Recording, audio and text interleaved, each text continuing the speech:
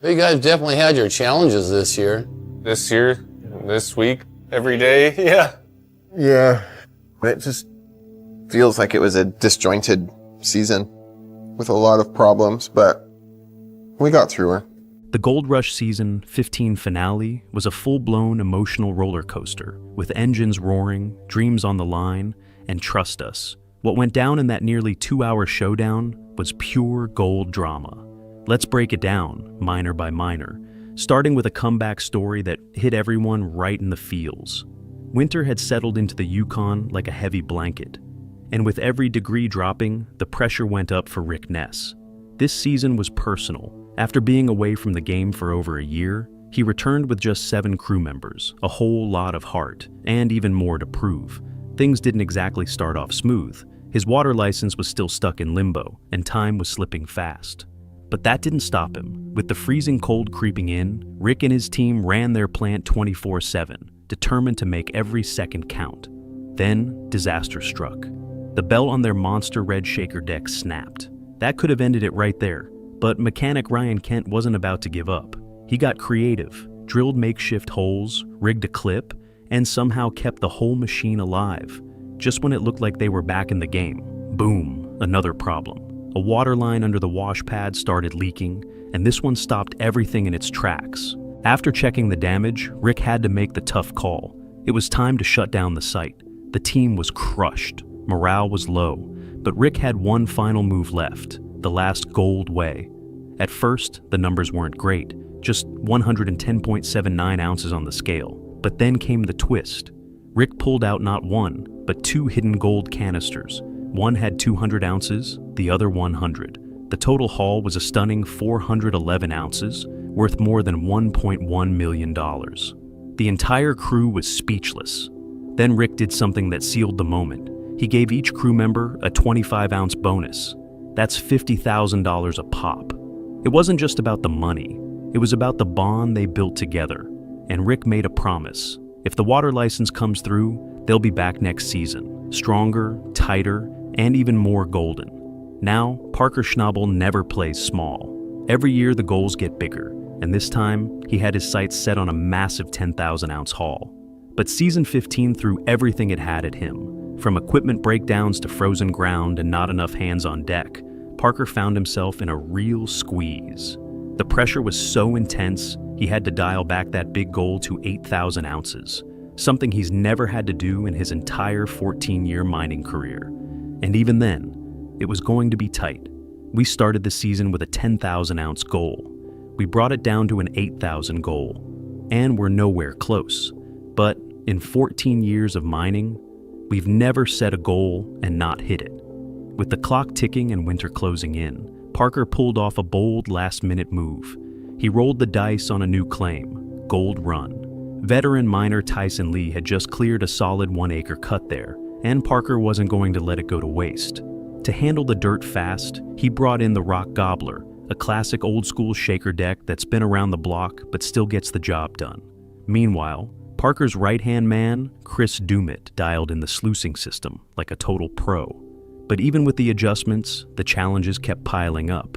The conveyor belts jammed, rocks had to be shoveled out by hand, and the frost threatened to freeze everything in place. That didn't stop Parker. He jumped into the cab of his D10 dozer and bulldozed through the icy ground himself. Nothing was going to be left on the table. Finally, it was time for the big moment, the gold way. Parker had 3 wash plants running and every ounce counted. First up was the bridge cut, where Big Red's successor, now nicknamed Bob, had been running full throttle. The result was 343.07 ounces. That's about $920,000 in gold. Not bad. Next was the elbow cut, handled by wash plant Roxanne. After weeks of careful digging and recovery, Roxanne delivered a strong 336.03 ounces, worth around $820,000. Last up was the big question mark, the high-risk, high-reward gamble known as Gold Run. This was where Parker had pinned his final hopes, tossing everything he had into one last desperate play. The Rock Gobbler had just started chewing through dirt from a newly cleared area. And even though operations were still fresh, the results were surprisingly solid. The plant churned out 99.20 ounces, pulling in around $266,000 worth of gold. It wasn't the miracle Parker needed, but it was a decent haul considering how late the game was. Altogether, between Bob, Roxanne, and the old school rock gobbler, Parker raked in 6,837.04 ounces of gold. That's a jaw-dropping total worth more than $18.3 million, his most profitable season ever. But here's the twist. It still wasn't enough to hit his scaled-down goal of 8,000 ounces. For the first time ever, Parker Schnabel came up short. Standing out in the cold, with the gold weighed and the numbers final, Parker didn't sugarcoat it. "I'm not proud of it," he admitted. "I let this happen. It won't happen again." Despite the sting, this season felt more like a setup than a setback. With new ground explored and a ton of valuable lessons under his belt, Season 16 is already shaping up to be his redemption arc, and maybe even his most impressive season yet. While Parker was grinding through the snow, Tony Beets was doing what he does best, building a mining dynasty with pure horsepower and a whole lot of family muscle. This season, Tony came into the finale riding high. He had multiple wash plants humming across both Indian River and Paradise Hill, and for the first time in what felt like forever, his entire family was back on the ground and working together. Tony's daughter Monica led the charge with a brand new wash plant called Herald, which was aimed at recovering gold from old tailings left behind by the original miners. Meanwhile, Tony's cousin Mike handled things at Indian River, and his son, Mike Jr., ran the trommel plant up at Paradise Hill like clockwork. Even Kevin, Tony's other son, was back in the mix, now leading his own crew and feeding precious royalty ounces into the family's total. Everything was going smoothly until, of course, a massive water pipe burst. A loader accidentally clipped the line, spraying water everywhere and threatening to bring things to a halt. But cousin Mike didn't blink. He jumped in, slapped a collar on the damaged pipe, patched it up, and had everyone back sluicing in no time. Crisis averted, Beets style. Finally, it was time for the family to come together and weigh the season's results. Spirits were high, and the first weigh-in didn't disappoint. Monica's tailings operation pulled in 46.56 ounces, not bad at all for a short test run, adding about $124,000 to the pot. Over at Indian River, the wash plant sloot delivered a serious performance, turning out 211.88 ounces, bringing in over $565,000. But the biggest numbers came from the trommel at Paradise Hill, where 228.07 ounces of gold rolled in, worth more than $600,000 on its own. When it was all tallied up, the Beets family ended the season with a whopping 5,777.12 ounces.